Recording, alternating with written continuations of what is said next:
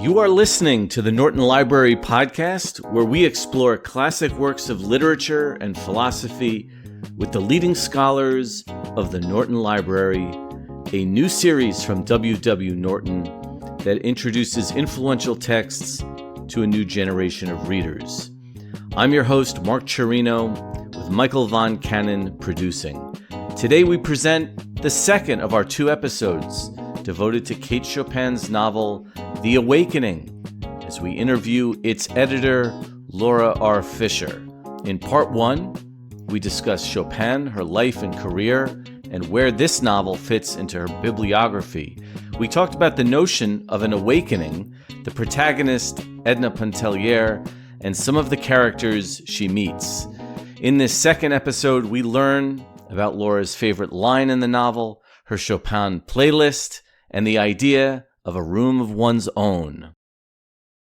Laura Fisher is Associate Professor of English at Toronto Metropolitan University.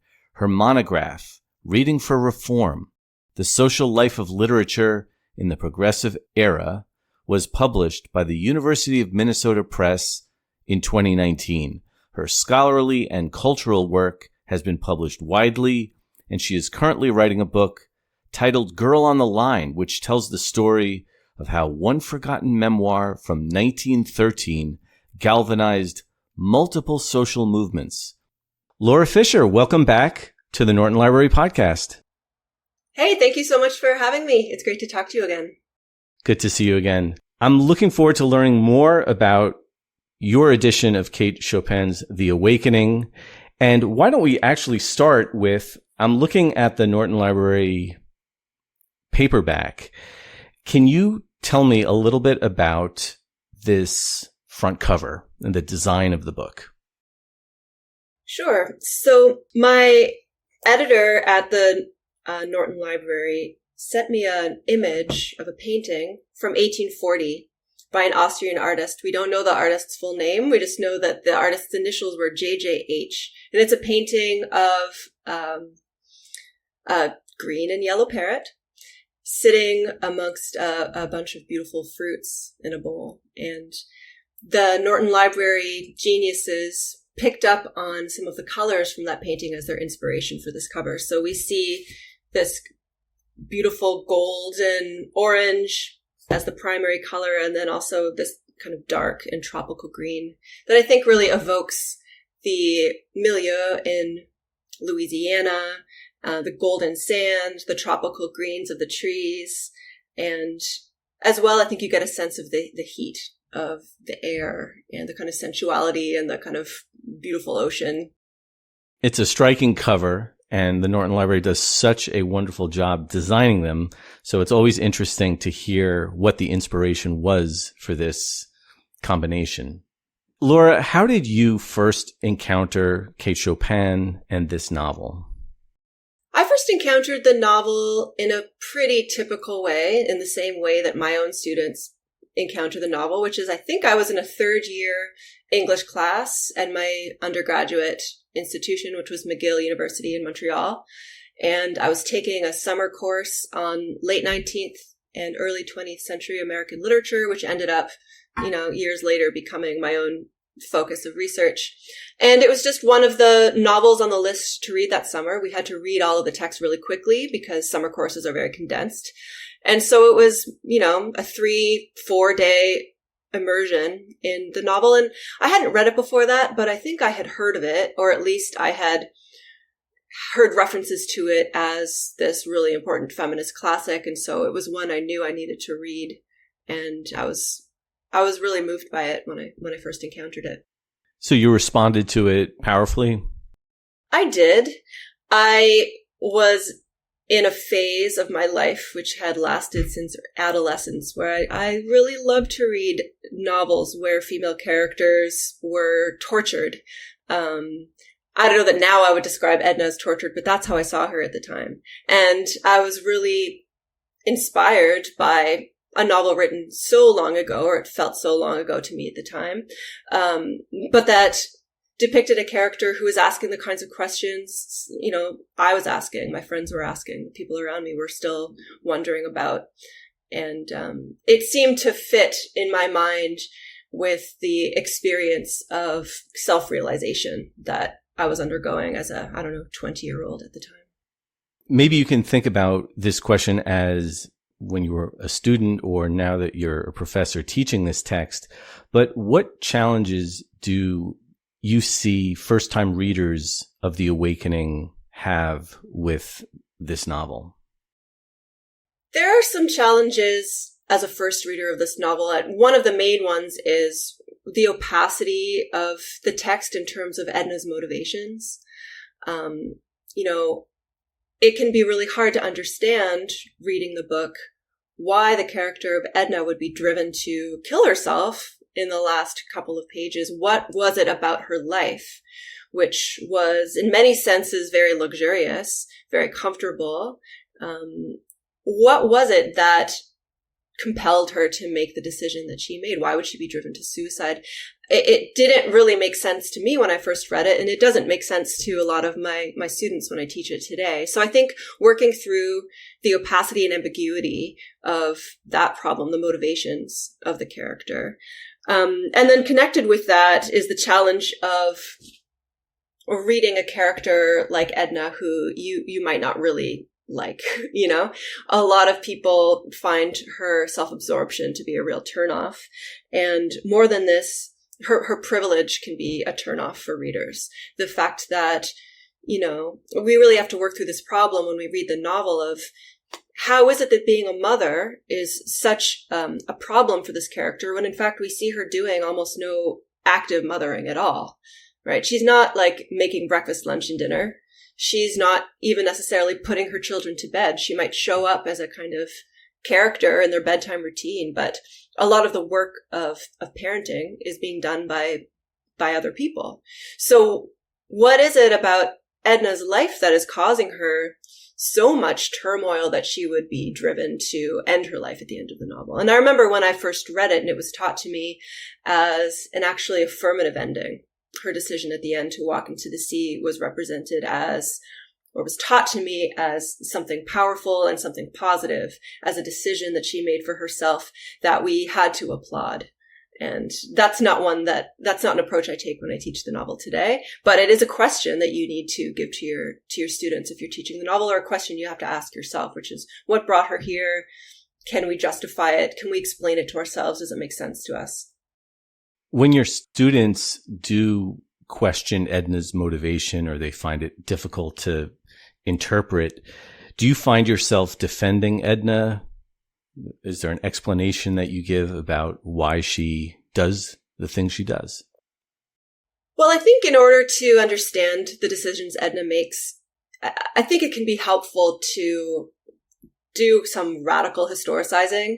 And that is to say, try to help your students understand what the cult of true womanhood looked like in the 1800s, what the notion of the angel in the house meant, so that you can get a sense of the category of the mother as precisely that, a category, an identity category that had very, very hard strictures and boundaries put around it for white upper class women like Edna, and for Chopin herself to some extent. And so if you can understand mothering as not necessarily a behavior or a set of actions that you undertake, but as like a way that you see yourself and a category constraint, I think that can really open up the novel for readers today, because the concept of being constrained or hemmed in by a social category is one that pretty much everybody can find their way into and understand, even if her mode of being a mother or a woman is not one that we can relate to. Laura, do you have a favorite line in The Awakening? I'll admit I'm very partial to those declarations of autonomous selfhood, those moments where Edna issues her manifestos of being. I really, really like all of those moments. The one I think I like the best is in chapter 16. If you have this edition, the Norton Library edition, it's on page 79. And it's a conversation between Edna and Adele, Madame Ratignolle, in which Edna says to her friend, of course, the mother woman, who would do anything for her family, Edna says, "I would give up the unessential. I would give my money. I would give my life for my children, but I wouldn't give myself." And then she has to work through what she means by this with her friend, who utterly cannot comprehend what it might mean to give your life but not give yourself. What is the distinction between these two things? And how could you make the choice to give up one but not the other? So I think, in a sense, this line gets at the heart of what this novel is about, that there exists a kind of autonomous selfhood within us that is separate from our relationships and our obligations and our relationships, and it needs to be preserved at all costs. So I think this is a really powerful line, and I think it is one that generations of readers can find their way into from their different perspectives. That's such a wonderful line. Madame Ratignolle doesn't appreciate the difference in this exchange that you're addressing between life and self. So it seems like Edna is drawing a distinction between those two things. How is she defining the word self or her concept of selfhood? I think Edna sees self as the privacy of the soul that has no strings attached whatsoever. It's the core of the self that is not thinking about where you come from, who you're connected to, who needs you, how society might define any of those aspects of your person. It's the self that is pure and unadulterated and unconstrained and entirely controlled by yourself and not by others. So it's the autonomous individual self. And this is something that Edna wants to pursue and says that she is coming into. But of course, we see that she's utterly dependent on lots of people. So this is one of the ironies of the novel, but also one of the aspects of the text that gives it a kind of friction. Thinking back, Laura, to our first episode, it's curious that Edna is trying to explain this concept to Mademoiselle Ratignolle and not Mademoiselle Rice, who might be more sympathetic to this particular definition of selfhood. That's right. I think it's because Edna's actually closer with Adele than she is with Mademoiselle Rice. In a way, she kind of uses Mademoiselle Rice. She goes to her house and she listens to her play piano, but she also goes to her house because Robert, who she's in love with, is not sending her letters from Mexico. She's sending Mademoiselle Rice letters. So she goes to her house, she listens to music, she reads the letters, and she kind of communes with her, the person that she loves who's far away from her. But with Adele, she can actually have a little bit of closeness, and she's less critical, Edna is, of her friend Adele, though not entirely uncritical. So we've touched on this a little bit, Laura, but when you do teach The Awakening in your classes, what types of techniques do you use? Can you let us into your classroom just for a minute or two?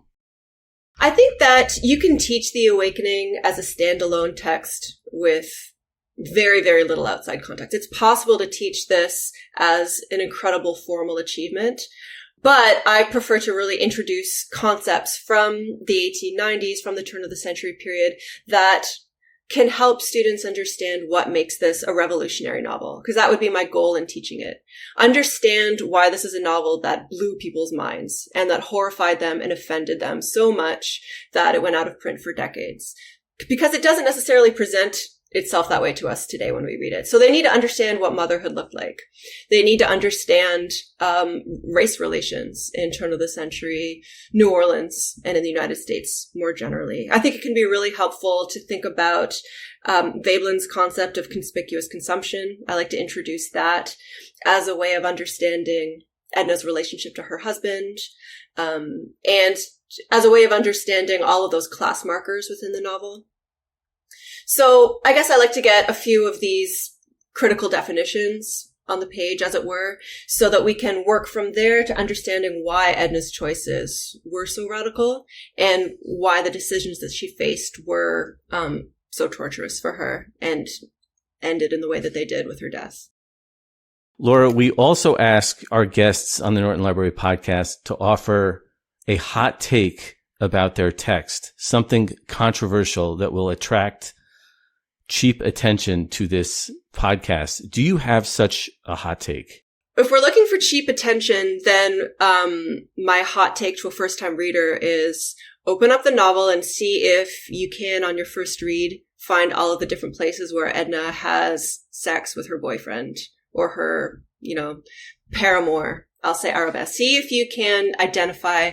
This is my homework. Identify 3 moments in the novel. See if you can do that. But that's not exactly a hot take. My real hot take about the novel is probably that I actually think it's very funny. I've been using words like torturous and, her longing and her paths to self-discovery, etc. That's all true. But Chopin's also a very comic writer. And I really love the scenes in this novel where Edna's sitting back in a social scenario and just kind of laughing and judging all of the boring conversations around her, the kind of bad amateur performances of music. And I think she has Chopin does a very acerbic and sometimes very funny way of writing that I appreciate and that really helpfully adds some levity to a novel that is very serious. Oh, that's interesting. So we also talked, especially in the first episode, about the evolution of the reception of The Awakening over the past 125 years. Has this book been adapted or otherwise repurposed in other forms that our listeners might be able to explore?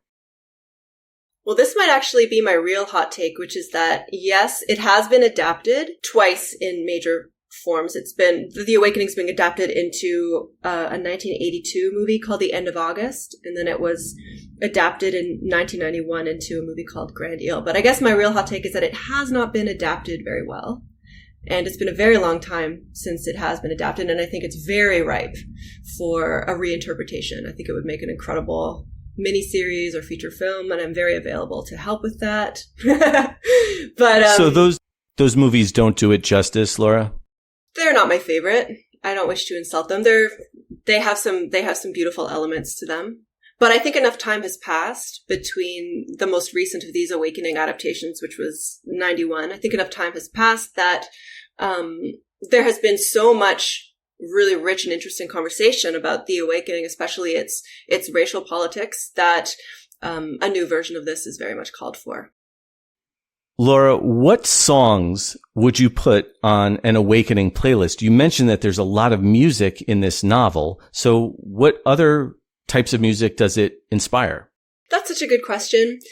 I think an Awakening playlist would need to begin with some Chopin because The Awakening references Frédéric Chopin several times. It seems to be Edna's favorite composer. So a playlist might open with Chopin's Fantasy Impromptu in C-sharp minor, which when Mademoiselle Rice plays piano for Edna in her apartment in New Orleans, this is the piece that she's playing. Kate Chopin doesn't reference the precise title, but if through the process of elimination, this would be the one that she's playing. And there was a real cult of Frédéric Chopin in the late 1800s, and it's one that Edna fully falls into. So a playlist would need to open with him. But I think if I were making an Awakening playlist, I would do a kind of jarring segue, and I would put on some more contemporary music that I think touches on the themes or the spirit of the novel. So I would put in a New Orleans band that I really like called Special Interest. They have a song called Street Pulse Beat that I think would be great on an Awakening playlist. It's kind of no-wave punk electronic music, but it sets a very good pace for walking through the city, listening on your headphones, the way Edna likes to take her long walks. Then I might transition to, I don't know, maybe Jeff Buckley, the song Last Goodbye, very romantic, beautiful breakup song. And this is, of course, a book filled with goodbyes and heartbreak. I think that song would work well. And there's also a very tragic and kind of morbid tie-in, which is the way in which the musician Jeff Buckley died, which was by drowning. And then I think a playlist oriented around The Awakening would need to have some feminist classics. So maybe you put on You Don't Own Me by Leslie Gore. I think that would work. And then maybe Rebel Girl by Bikini Kill. Maybe we'll put on I Walk Alone by Mecca Normal. There's a lot of really good kind of anthemic female-fronted bands songs that I would put on a playlist like that. Those are great. I am wondering, it's kind of suggested by the author herself, is she referencing the composer Frédéric Chopin as a kind of a self-referential move, or tongue-in-cheek, or is there something about Chopin's music that lends itself to what was going on at the time? I don't know if it is tongue-in-cheek and self-referential. I think probably Kate Chopin was drawing on the association of Frédéric Chopin with romance and, the figure of that composer as a kind of like a hero. And, we see whenever Edna listens to Mademoiselle Reisz playing his music, we see an almost kind of like sexual and erotic titillation happening for Edna that has something to do with the tragedy and like the beauty of his piano playing or his piano compositions. In your endnotes to The Awakening, I'm like to ask you about one of them, and it's to chapter 9, and it's along the lines of the discussion we've just been having about music. You mention that Edna calls this untitled piano piece Solitude. So could you tell us a little bit about this endnote and about what that theme means to the novel? Well, I think that Solitude would have made a really great title for this novel because that's exactly what Edna is looking for. She's never happier than when she is in her own company. She's walking by herself. She's resting by herself. She's painting. And in fact, the original title of the novel was A Solitary Soul. And then her editors decided to change it to The Awakening. But really, Edna just wants to be left alone. She wants to be with her own thoughts. She wants to be making her own decisions. And it makes sense that listening to music brings solitude to her mind because the experience of being a listener is one where she is most in touch with all of her feelings, all of her thoughts, all of her desires. And in this case, the reference in chapter 9, listening to music instantly brings an image into her mind, but it's a fairly kind of negative image, when she heard it, there came before her imagination the figure of a man standing beside a desolate rock on the seashore. He was naked. And of course, we know at the end of the novel, she is the one who is feeling desolate, standing at the banks of the ocean, and she's naked. And so this moment of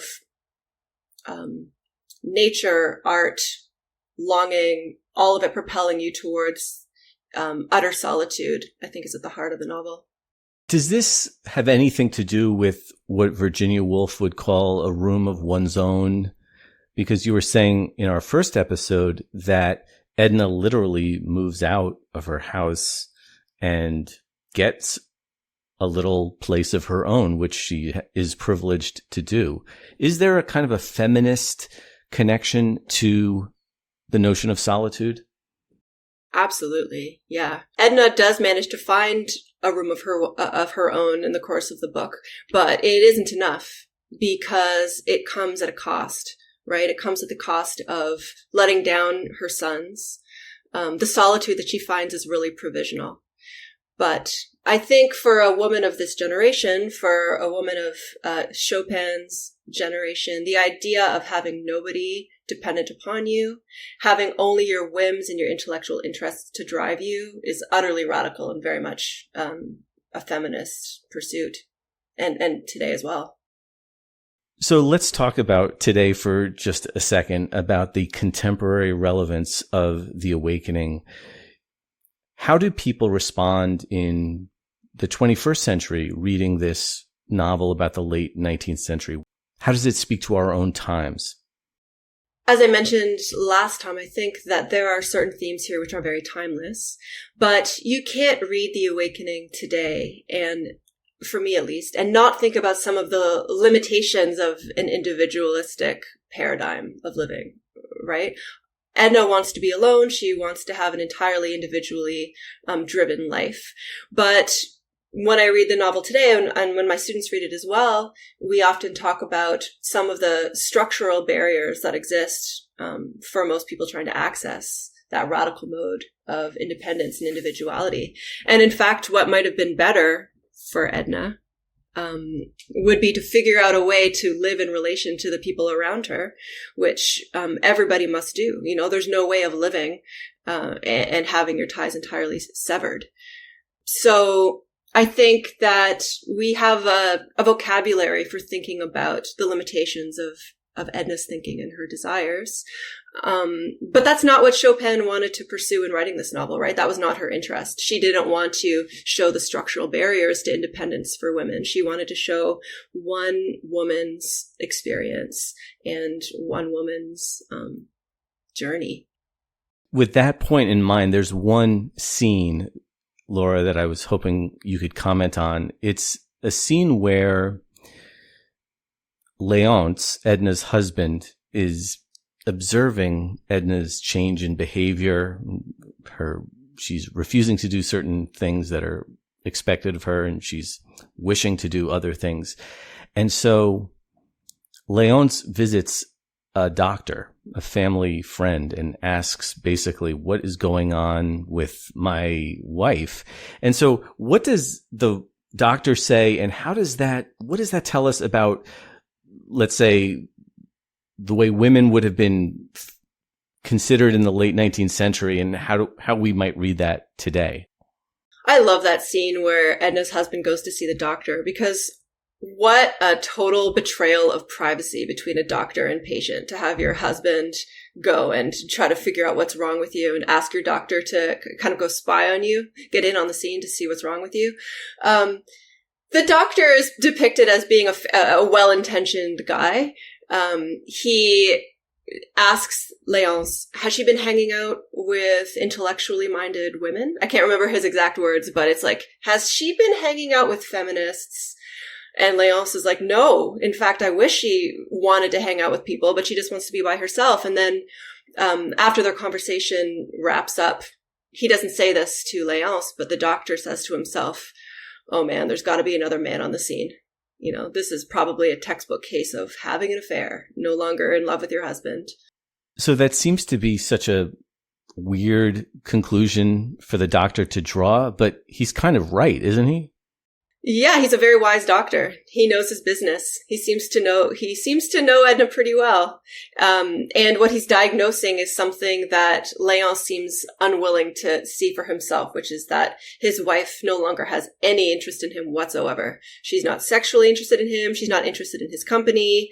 She is interested in his money, but by moving into the pigeon house, into the pigeon home, she is separating herself from that as well, right? Because she's paying for this rental with the small amount of money that she herself owns, and she's dispensing with her husband's income to some extent. There's also another scene that fascinates me, and that is when you mentioned this also in the first interview that we had, when Edna witnesses the childbirth of Madame Ratignolle. How is childbirth described in the novel? Why is it described this way? And how do you teach it? How do your students read that depiction of childbirth? Ooh, childbirth is depicted as being painful, horrible work. It's depicted as having a certain set of smells and sensations. She can smell the chloroform. And at the turn of the century, many times women gave birth basically out of consciousness. They were not, mentally present for the delivery of their children. So it's depicted as being very painful. And this is not something that my students enjoy reading or talking about or thinking about. It makes people very uncomfortable. And it makes Edna very uncomfortable as well. She has herself given birth to 2 children, but being present for her friend's 4th childbirth brings it all back to her and brings her children back into her mind as well, which is something that she's been working pretty hard to push as far away from her as possible. So seeing this cycle of life, seeing her friend in pain, but her friend also really in tune with what her life's purpose is, which is to be a mother, to give life and to nurture that life. It brings up a lot of pain for Edna, memory of physical pain in the past and then emotional pain in the present and what she sees as her future. And you said Chopin herself had 6? She had 6, so she knew what she was talking about. Laura Fisher, thank you so much for joining us on the Norton Library podcast to discuss your edition of Kate Chopin's The Awakening. This has been a pleasure. Thank you so much. It's been so much fun talking to you. The Norton Library edition of The Awakening by Kate Chopin, edited by Laura R. Fisher, is available now in paperback and ebook. Check out the links in the description to this episode for ordering options and more information about the Norton Library, including the full catalog of titles.